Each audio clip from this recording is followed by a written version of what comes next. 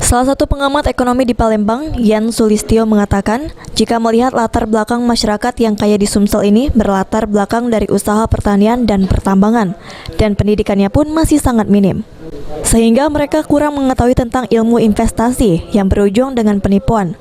Menurut Yan, investasi itu sendiri harus diimbangi dengan ilmu pengetahuan, dengan resiko yang harus diambil yaitu rendah, menengah, dan besar.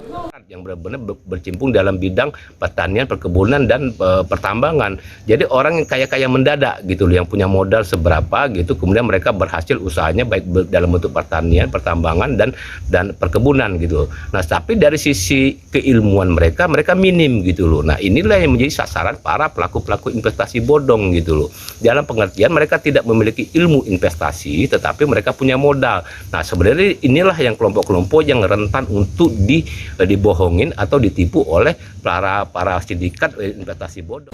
Oleh karenanya dijelaskan oleh Yan Sulistyo, masyarakat harus benar-benar mengecek perusahaan yang menawarkan jasa investasi itu sendiri memantau suku bunga di perbankan maupun LPS, karena jika suku bunga investasi lebih tinggi, maka patut diduga investasi itu bodong. Firman Hidayat, PAL TV.